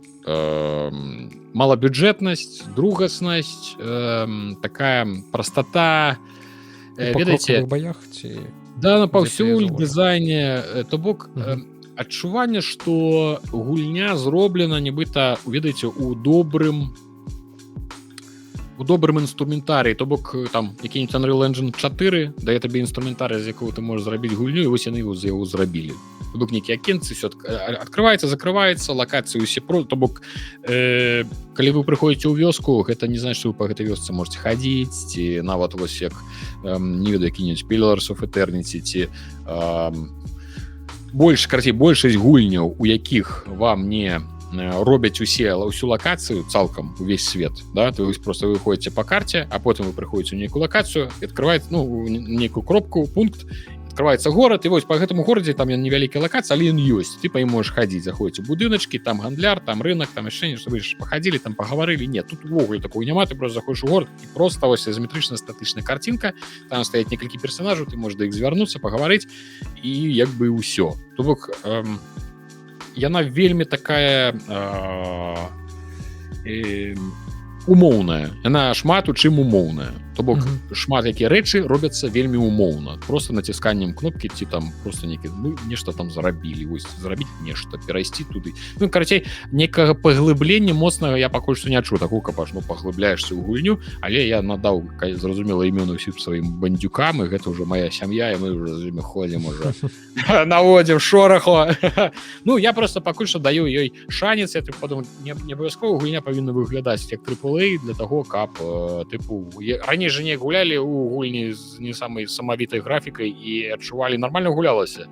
Я просто адключыў гэта ўсё, што мне некуды трэба ляцець, пісаць агляды, браць супер-пупер самыя топавыя гульні для канала і толькі з імі гуляць, у іх гуляць. Я такі все пагуляю ў War Tales, просто гульню, просто Для ролевая сябе. гульня, стратегія, просто так паглядзець, што будзе. Ну, в прынцыпе, можна такія выглядае смешна, калі вы бачыце, як это ўсё банда, 20 шэбзікаў бягуць па лесе, вось там, так што можна паспрабаваць. Буду глядзець далей, што з гэтым усё атрымаецца. У мяне Бясплатна ў геймпасе, так што майце на ўвазе. шмат часу незаўважна просто пролятала, я там ты ведаеш, сядаеш парту, ну просто ўсё, дзе ёсць нейкія пакрокавыя бойкі, то лічы, што гэта такі. Ну так, асабліва калі ў цябе 6-8 персаў, там яшчэ і стаіце. Прычым што вось, дарэчы, баёўка, там анімацыі баёўкі таксама, ўсё Ну так, такое, так, не вельмі такое багата. не вельмі ўсё простенька. Дарэчы, я быў здзіўлены, калі на 3-4 бойцы з'явіліся дабіванні. Мгм. Калі персонаж дае крыта, я ж паказваюць, як ён яго там шах, і я Ну, гэта грошай хапіла. Ну, ты цішэй, дызайнер, што цішэй, разагналіся. Пры ўсім пры гэтым у вас і дабіванні ёсць. Баёўка спачатку, я ну просто лукар неяк стрэліў, гэты неяк мячом ударыў, і я такі, ну, як бы баёвачка не ў сэнсе анімацыі, а ў сэнсе, ну, скілоў, у сэнсе разнастайнасці бою. Я думаю, ну, неяк не зусім, конечно, уражваючы, але потым з'явіліся нейкія удары там і па вобласці, і нейкія там скілы, і нешта там па-рознаму, і там для таго, каб атрымаць пункт на суперскіл, ваш там перс павінен быць не ў бойцы, стаяць побач, і ты пачынаеш уже неяк стратэгічна думаць, ну гэта сюды трэба паставіць, а гэта сюды уже. То бок не проста торкалка, а ўжо нейкі стратэгічны падыход да бойкі, і такі, ну гэта добра, гэта няблага. Я люблю, калі больш-менш складана, не проста ўжо зусім доўга гэтымі палкамі заторкаць да смерці. Вось, будзем гуляць, будзем глядзець. Можа быць, калі інтэрнэт дасць здароўе, дык можа яшчэ і які стрымчык зладжу на твічы народу паказаць, як это ўсё выглядае. Вось. Ну, І дзякуй, конечно, геймпасу падаражэўшаму, што ён дае магчымасць гуляць такія гульні, таму што сабе я бы пэўна не купіў, і я не ведаю, дарэчы, трэба было бы паглядзець, колькі яна ў Steam каштуе, але думаю, што ну не танней за $10, хутчэй за ўсё. ну так, наколькі я памятаю, дарэчы, лепш паглядзець, чым на самае спадзявацца на сваю памяць, але штосьці там каля $25.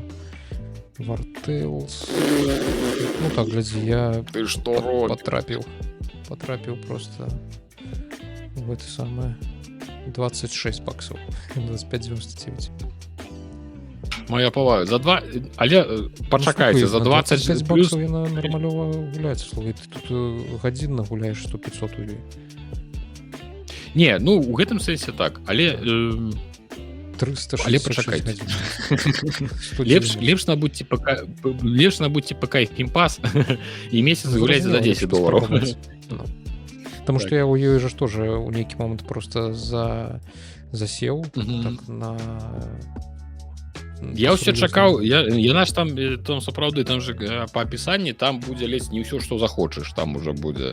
Я ўсё чакаю, можа з'явіцца які-небудзь там захапіць форты, збудаваць сваю базу, ведаеш, там з бандюкамі, з хлапцамі і ладзіць, каб такое яшчэ што-небудзь. Это ўжо пэўна штосьці на паглядзім. Bannerlord падобнае больш падаецца, ну, але халера не ведаю, якія там лакацыі будуць. Амаль што Водар персцёнку. Глядзі, што робіцца. Ну так. Ну што, добра, Всё, давай гуляем. тады пасунемся у фінальную нашу Блок медыа. Так, у блок медыа. Пагаворам пра тое, што цікавага выйшла, што мы пачалі глядзець ці паглядзелі за мінулыя тыдні ўжо, пэўна. Вось Мгм. асноўнае, што трэба адзначыць, гэта рэліз дома драконаў. Ты першы сезон глядзеў ці не? Не, Нет? я і гэтых же не глядзеў А, гэтых самых тронаў. Я з павагай стаўлюся, але глядзець не хачу. Так моцна Зразумела. не хачу. Вось Мгм. 16 чэрвеня адбыўся рэліз другога сезона дома драконаў. Дарэчы, Мгм. здымаецца гэты акцёр. Дзе ён яшчэ здымаўся? Дзе яго бачыў апошні раз? Вельмі это доктор хто? Не? Ну так, але я яго не гляджу. Доктор хто? Я сам не гляджу, але ж з'яўленне новага доктара гэта заўсёды нейкая, ну ведаеш, такая сітуацыя Твітары зачэпіць звычайна. Твітары зачэпіць, што з'явіўся новы доктар хто. Ну добра, магчыма, я яго памятаю просто па мінулому сезону. Дык вось 16 чэрвеня дом дракона дэбютаваў сваім другім сезонам. Дэбют паглядзелі 7,8 мільёна гледачоў. Гэта, дарэчы, на 22% менш увагі, чым дэбютнай серыі першага сезона. І мінулы сезон ён выйшаў 2 гады таму, і я, па праўдзе кажучы, ўжо цалкам забыўся пра тое, што там у ім адбывалася і пра што ўвесь замут увогуле. Помню просто, што там нейкі быў стары кароль, які ўсё паміраў сёння, як не памёр. Ці ўсё ж такі памёр. Ну, карацей, пакуль што у другім сезоне выйшла 4 серыі, усяго іх будзе 8. Апошняя даступная пад назвай «Чырвоны цмок і золата», 4-я вось гэта серыя. Яна выйшла таксама дзесьці зусім нядаўна, і мяне таксама крыху зачапіла твітарам пра яе, што гэта проста нейкі супер-пупер. Я палез глядзець на IMDb. А гэта, слухай, ну, серыю ацанілі ў 9,6 балаў.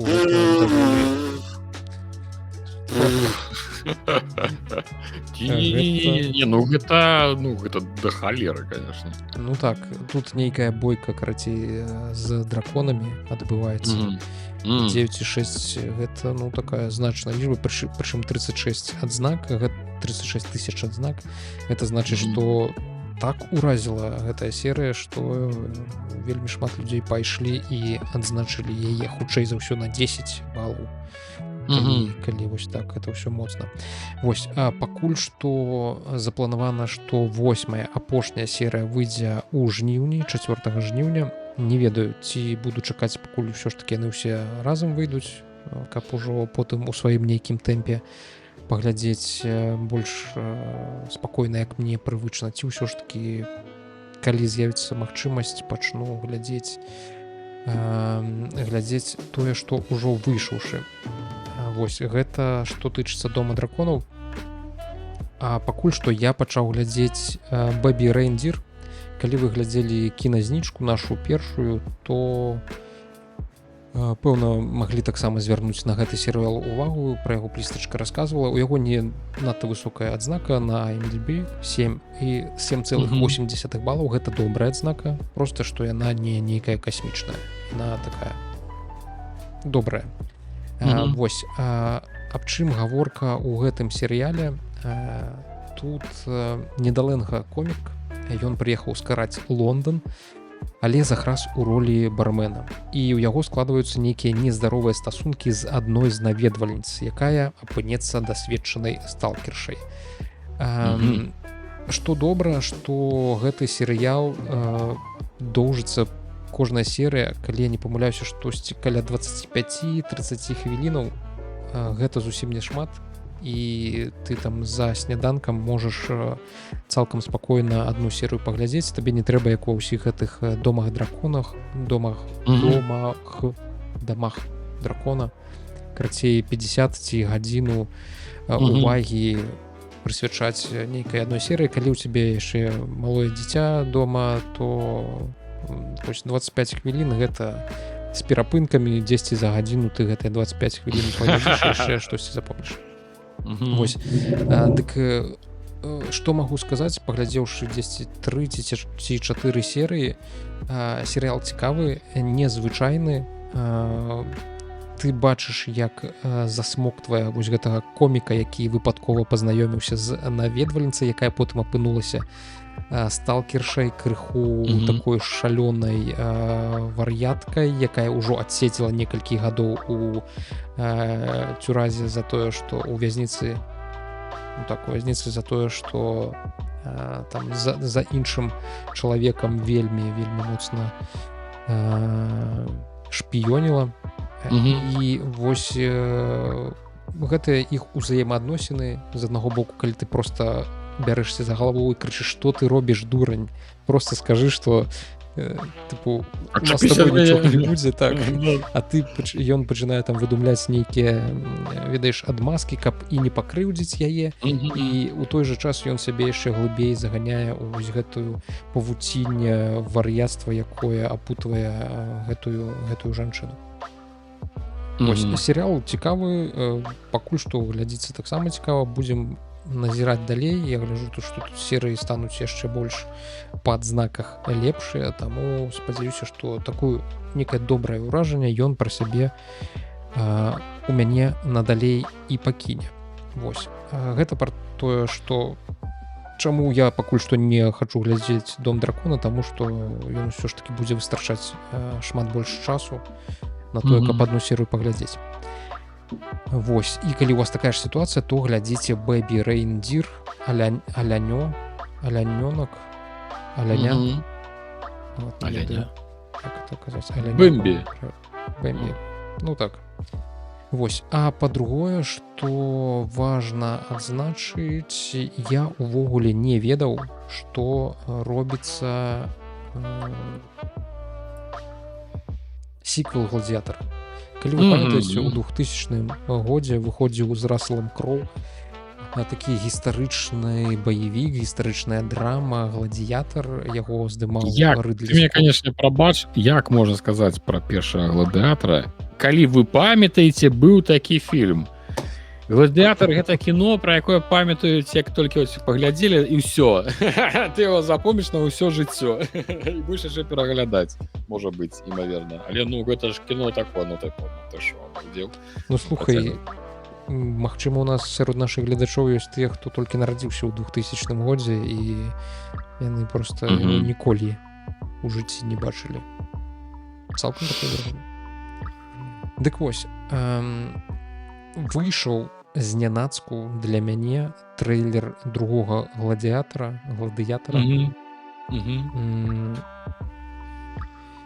І сам сіквел выйдзе ўжо 22 лістапада гэтага года. Я калі гэту інфу пабачыў, я крыху ачмурэў, яшчэ больш я ачмурэў, калі даведаўся, што плануецца ўвогуле трылогія. То бок, што гэта будзе не проста «Гладыятар 2», потым яшчэ будзе «Гладыятар 3» і «Гладыятар 4». Ну, зразумела ж, усё будзе залежаць ад таго, як вось гэты сіквел зараз у пракаце выстраліць, як ён страляецца, ці збярэ ён добрую касу. У прынцыпе, у яго ёсць для гэтага падставы, таму што адну з галоўных роляў там грае Педро Паскаль, дзесьці ён... Данзел Вашингтон, на секундочку. Ну так. І, у прынцыпе, выглядае, ну, як такі баявік, гістарычны баявік. Вось, дарэчы, Педра ідзе, Паскальчука. Вось, выглядае так высокабюджэтна, не зусім пакуль што зразумела, як... Ну, наколькі гэта сіквел, ці гэта проста яны зараз карыстаюцца, паставілі 2, каб больш людзей увесці ў зман, што вось гэта нейкі працяг таго, што было раней. Таму што з сінапсіса, я, дарэчы, даволі дрэнна памятаю сюжэт арыгінальнага «Гладыятара», але сінапсіс вось гэта сіквела, ён кажа пра тое, што Люцыус, Пол Мескаль, яго грае, унук былога імператара Рыма Марка Аўрэлія і сын Луцылы, жыве з жонкай і дзіцём у Нумідыі. Рымскія салдаты на чале з палкаводцам Маркам Акацыем, Педрам Паскалем, урываюцца, захопліваюць Люцыя ў рабства, натхнёна гісторыяй Максімуса з арыгінальнага фільма 2000 года. Люцыус вырашае змагацца ў якасці гладыятара і, прынамсі, карцей, там робяцца вось такія бойкі гладыятарскія, так разумею, ці гэта ўжо сапраўдна, не, гэта ўжо пэўна не гладыятарская, конечно. Ну, карацей, будзе вельмі эпічна, вельмі цікава, пэўна. Чакаем 22 лістапада. Так, ну, конечно, глядзі. Я рыхтаваўся. Ладно, не рыхтаваўся. Не, ну мы ж просто писали про это уже. Кто не ведает, глядите, заходите на Видику, Телеграм, конечно же, обовязково наведывайте. Там мы так само писали про Гладиатор 2. Значит, что? Да. Это мое грунтовное меркование на этот конт. Па-першае, конечно же, пасля прагляду трэйлера у мяне ўзніклі пытанні, якой халеры там робіць нейкі рэп у трэйлеры. Ну, гэта мы пакінем для саміх самых трэйлера робаў на іх сумленне. Так, па гісторыі, так, гэта ну, колькі там гадоў прайшло, 30, напэўна, пасля Максімуса. Не, меней, напэўна, ўсё ж таки, таму што, да, ну так, гэты хлапец, які будзе галоўную героя граць, ён нібыта быў у першым гладыятары малым хлопчыкам. Ну там паказвае, зразумела, гэта не канкрэтна ён быў. Ну, так, там быў хлопчык, вось ён у трэйлеры яшчэ гаворыць, што я бачыў самого Максімуса. Ну, типу такого. Значит, і так, ён трапляе ў гладыятара, і там будзе бойка. Мяне, до рэчы, неблага так уразіла, што у Калізеі залілі вадой, і ўнутры Калізея зладзілі бойкі на галерах. Типу айцішнікаў сабралі, это ж у вас там галеры нейкія ёсць. Айцішнікі біліся ўнутры Калізея ў вадзе, там нават будзе чэлік на насарогу бегаць. Вось, і, конечно же, у трэйлеры не абышлося без, ніхто ніколі такого не рабіў, калі пяском кідалі ў твар свайму ворагу. Такога удару ніхто ніколі не бачыў, і такого ніколі не было. Здрада, вось. Ну што, ну, адзінае, што як бы хацелася бы адзначыць, што ўсё ж першы гладыятар быў неймаверны моцны па сваёй матывацыі галоўнага героя. І наколькі ты ажно адчуваеш, калі вы зараз у дарослым узросце паглядзіце першы гладыятар, малы ты глядзеў, ты просто глядзіш на гэтыя разборкі нейкі там, ты адчуваеш, што ён нешта робіць, вау, ён такі усіх там нахіляе, ён такі усіх хваліць, думаеш, вау, які класны дзядзька. А калі ўжо глядзіш его дарослы чалавек там са сваёй сям'ёй і глядзіш матывацыю таго, як ён, ну, чаго ён быў пазбаўлены, да чаго ён цягнуўся, усе гэтыя сны яго пра жонку, пра дзяцей, ты разумееш, вау, ну тыпа, ну там уже вас могуць просто мурашы пабегчы па вашай скуры, калі глядзіш гэта насамрэч моцнае і дарослае кіно. І таму у гэтых працягах вялікай праблемай з'яўляецца якраз такі матывацыя. Стварыць падобную моцную матывацыю, каб у вас гэта ажно так адгукнулася, зачапіла пасля першай, я думаю, што гэта будзе вельмі складана. Адзіны шлях, які часцей за ўсё выбіраюць, і што з'яўляецца большой вялікай праблемай сіквелаў, што выбіраюць шлях не матывацыі, выбіраюць шлях уражвання. І ну тыпу, што яны захочуць просто нас уразіць візуальным складнікам, сыграць на нейкіх успамінах па адчуваннях, да, тыпу, што ты нешта калісьці адчуваў, і на гэтым яны хочуць сыграць, і па мне гэта не зусім прыгожа. Ўсё ж таки трэба намагацца зрабіць самастойны твор. О, дзед. Так што я нічого не чакаю добрага гэта кіно, вось просто без гэтых самых. Не да лямпачкі, ёсць там чорны, негры, не негры, там што ўсе піш зразумела, як заўсёды пачалося, што не можа быць Данзел Вашынгтон там. Ну, ўсё гэта, мне да лямпачкі, гэта ўся эта тэма, я мала веру ў тое, што зараз могуць стварыць я не про ўсё, конечно, я не як дзед, які кажа, што зараз нічога добрага не робяць, у тым сэнсе, што канкрэтна другі гладыятар, я думаю, што будзе неймаверна, гэта вельмі складаная праца зрабіць яго хаця бы на ўзроўні з першым па драматургіі якраз такі, калі бралі за конт драматургіі, а не візуальнага складніка і жадання зладзіць вау-эфект зараз, ну, з дапамогай вау-эфекта. А з драматургіі зараз як бы складана. Вось той серыял, напрыклад, які ты сказаў пра коміка і пра сталкершу, я ўпэўнены, што там з драматургіяй нашмат лепш будзе, чым у другім гладыятары. Ну, тут ёсць пытанне да таго, увогуле, з аднаго боку, яны назвалі гэта «Гладыятар 2», хоць маглі бы зрабіць проста любы іншы фільм. Ну, то бок яны хочуць зарабіць на папулярнасці першага «Гладыятара». На Ютубе, так, пад гэтым відосам, пад гэтым трэйлерам можна было пабачыць розніцу у лайках і дызлайках, і яна далёка не на карысць таго усеагульнага як-то ухвалення таго, што мы пабачылі. Людзям не падабаецца, як мне падаецца, тое, што вось гэта бязглуздая тренд на сіквелізацыю ўсяго, што толькі магчыма, што нават не патрабуе сіквела, ці што адбылося ўжо 100-500 гадоў таму назад. 24 гады назад выйшаў «Гладыятар», і зараз мы бачым «Гладыятар 2». Ну, дзеля чаго гэта робіцца, зразумела, дзеля таго, каб было нейкі стабільны шанец, што вы заробіце на гэтым фільме, што людзі пойдуць выключна дзеля назвы. Нехта прыйдзе. Да. Ну так. І зараз вось гэтых сіквелаў, боквелаў, прыквелаў, перазагрузак, перазапускаў іх так шмат у кінематографе, ну таму што гэта бяспечней, чым штосьці новае выпускаць, што становіцца крыху так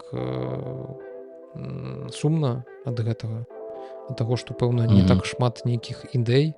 Хаця, канешне, новыя фільмы выходзяць, яны з'яўляюцца, і далёка не заўсёды яны ўсё ж такі акупляюцца, таму і існуе вось такая такі. Ну, типу, ведаеш, слухай, чтобы зараз типу стрэліць, ёсць атрымліваецца два шляхі. Типу, ці ты укладваешься грашыма, набываеш сабе франшызу, па якой ты набудзеш сабе больш праглядаў, ці ты укладваешься ў маркетынг і ты набудзеш гэтым сабе больш прагляд. То бок у сухім як бы астатку атрымліваецца, што кіно як бы усе аднолькавай якасці, а проста што каб прадасца лепей, трэба не рабіць не лепей кіно, а ці набыць знакамітую франшызу, ці укласці шмат грошай у маркетынг. У нек так атрымліваецца. А зарабіць сапраўды годнае кіно, на якое пойдуць людзі, якое ноунейм, ну ты сабе ўяўляеш, наколькі зараз гэта складана. Вельмі складана. Это просто, мне пытается, это не до того, что я, правда, працу над сиквелами. Это до того, что, ну, зараз з гэтай канкурэнцыі, якая існуе, гэта, напэўна, это просто нейкі неимоверно складаны, конечно. Карацей, хай робіць, як робіць, а мы уже вырашым, пойдем мы ці не будем. Мы, конечно же, не пойдем. Мы нікуды не пойдем. Нікуды не пойдем. Мы будем сядзець дома і ўсі гаварыць, раней было лепш. Ну так. І давай тады напрыканцы парачку, ну як, адзін анонс, пра які я дакладна хочу сказаць, гэта тое, што якого там 17 студзеня 2025 года, на жаль... Гэта, дарэчы, мяне цікавіць, што ты будзеш распавядаць. А я пра яго ўжо, здаецца, казаў аднойчы ў відзіку. Гэта серыял «Северанс». Гэта менавіта той, ну, серыял «Северанс», раздзяленне, які я пачаў глядзець з апошняй серыі. Памятаеш эту історыю? Я на нейкім... Я ўжо цябе пачынаю... Што, пачынаеш хреново мяне чуць? Ну да, уже пачынаюцца это самае мяне тут самае нейкі прыкалдысы. Ну добра, карацей, гэта гісторыя пра тое, як я «Северанс» першы сезон пачаў глядзець з апошняй серыі, таму што на нейкім з сайтаў, дзе бясплатна можна это ўсё глядзець, там чамусьці на апошнюю серыю аўтаматам выстаўляецца ўсё. Вось, потым пасля апошняй серыі я паглядзеў другую серыю, потым трэцюю, чацвёртую, пятую, шостую і зноўку апошнюю. Калі я думаў, што вау, як яны цікава зрабілі, яны закальцоўваюць так нібыта, вось мы вам пакажам першую серыю ў пачатку, ў канцы, і пэўна штосьці будзе іншае у першай серыі ў канцы. Па выніку я праглядзеў дакладна такую ж самую серыю, нічога, ніякіх змен не было. Потым я ўключыў першую серыю, апынулася, што там, ну, зусім не такая серыя, як што я бачыў. Вось, карацей. Так, я паглядзеў «Северанс». Так, і зараз будзе другі сезон праз паўгады. Чакаем. Гэта пра тое, як з дапамогай нейкай тэхналогіі свядомасць людзей раздзяляюць на тую свядомасць, якая застаецца проста працаваць, якая ходзіць на працу, і тую свядомасць, якая жыве звычайнае жыццё па-за працай. То бок ты умоўна раздвойваешся, ёсць ты, які заходзіць у ліфт, каб паехаць дадому, а потым выходзіць з ліфта, ну, ліфт адкрываецца, ты выходзіш і ідзеш далей працаваць. У цябе вось гэты бясконцы цыкл, калі ты толькі робіш, што працуеш. Это жудасна, так. А другі ты гэта той, які просто ніколі нічога не робіць, ты увесь час адпачываеш. Ну і там пачынаеш задаваць сабе пытаннічкі, а што ўвогуле адбываецца, тыпу, чым я там займаюся. Я ж нічога не памятаю, таму што гэтыя успаміны яны раздзелены паміж двумя ты. Вось, і карацей выйдзе другі сезон. Вельмі чакаю, шкада толькі што, канешне, яшчэ праз паўгады чакаць, але спадзяёмся на лепшае, што ён таксама не падвядзе. І хачу зазначыць яшчэ раз проста, што Apple TV+ гэта пэўна такая адзін з нешматлікіх стрымінгаў, які робіць добрую цікавую фантастыку. Не па нейкім франшызам, як у выпадку з Netflixам, які пераздымае ўсё і зараз пераздымае гэта праблему трох целаў. А вось на Apple TV+ шмат такой цікавай, так само выходзіла про бункер, не бункер, Сіла. Ну, карацей, про Сіла for all mankind, дзеля ўсяго чалавецтва таксама гэта іхняе. Ну, карацей, ёсць што паглядзець там. Вось, а ты пра што хацеў расказаць? Таксама такое даволі не самае папулярнае кіно. Я нават не ведаю, чаму яго паглядзеў першую частку.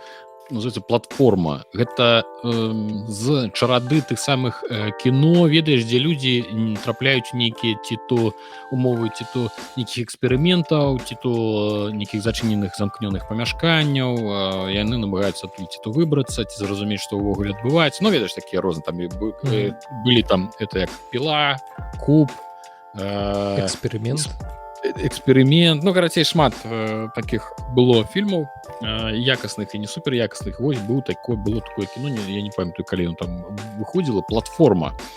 Значит, сутнасць кіно была ў тым, што існуе шматпавярховая турма, можа 100-200 паверхаў. Яна вертыкальная, гэта просто памяшканне на памяшканні знаходіцца, пасярод гэтага памяшкання ў падлозе, ну, адтуліна, і праз гэту адтуліну, праз уздоўж усіх этажэй, раз на суткі, там раз на дзень пролятае платформа, на якой стаіць ежа. І яна пачынае свой шлях ад самага паверха да самага першага, ад самага верхняга паверха да самага першага, і зразумела, што па дарозе людзі ядуць, колькі яны лічаць патрэбным.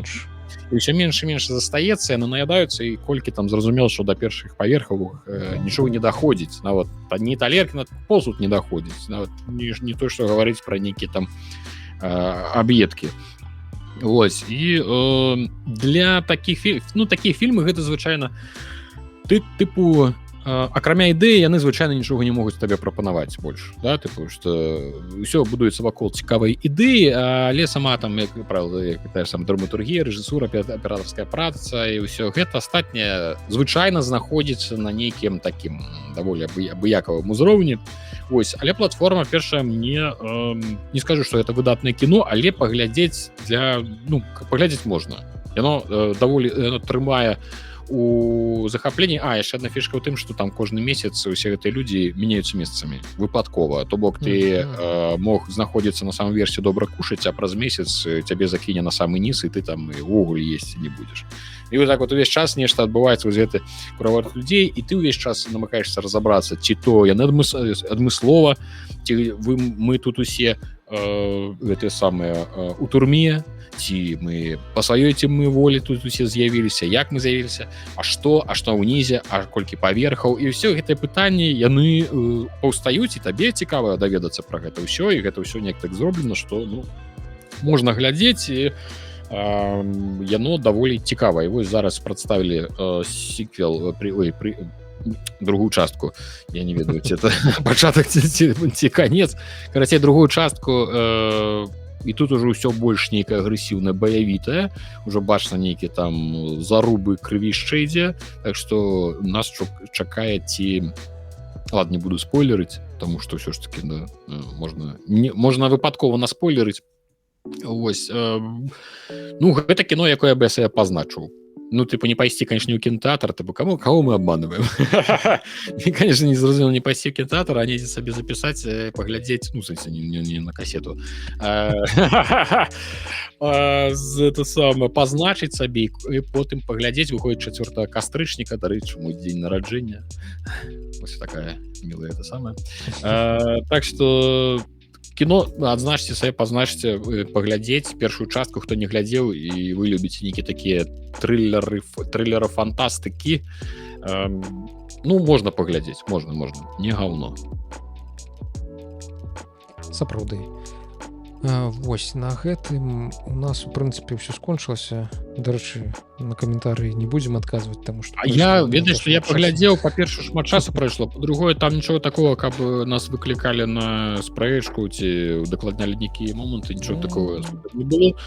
За гэта хочацца пажурыць, канешне. Хочется пожурить. Ось, тому обов'язково, конечно, пишите нам свої коментарі про то, як ви нас усіх любите і обдимаєте. Ми вас так само любимо і обдимаємо. Але, конечно же, пишите які адмысловыя коментарі по темі.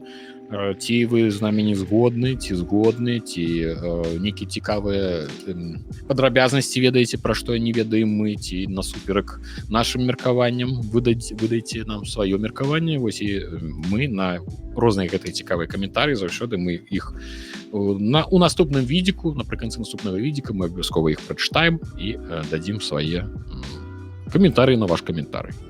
Вось так. Так, а я нагадаю, каб вы заходзілі на відзік часцей, таму што там з'яўляецца ўсё больш і больш контента. У нас ёсць падкаст, які мы зараз вы чулі? Класік запісаў. Трэба на відзік прыходзіць часцей, трэба у відзіку быць не госцем. Вось гэта пра нас было. Так, ёсць гульнявыя навіны, якія стварае Рудзі, ёсць кіназніжка, які стварае Плістачка, і ёсць тэхнавука, якую таксама ладжу я. Глядзіце відео, калі ласка, нас гэта матывуе рабіць контент далей, таму што асабліва не сказаць, каб мы нейкі на Ютубе штосьці зараблялі, ці у нас былі нейкія рэкламныя спонсары. $1 за ўсе прагляды мы атрымалі свой цэлы адзін. Здымі шляпу, здымі капялюш, гэта $1. Праяві павагу. Вось ваша падтрымка для нас вельмі важная, таму што без вас як бы это нікому і не патрэбна. Вось тое, чым мы займаемся. Так, выключна дзякуючы вам гэта ўсё можа быць і можа існаваць. Мы вас усіх абдымаем, глядзіце, подписывайтесь, націскайце лайки, падабайкі, конечно же, распаўсюджвайце сваім, паказвайце сваім сябрам і знаёмым, говорыце: вось табе не хапала контенту, галава, ідзі глядзі. Вось, будзем вам за гэта, конечно же, удзячны. Все, усім дзякуй вялікі, абдымаем і да новых хуткіх сустрэч. Бывайце.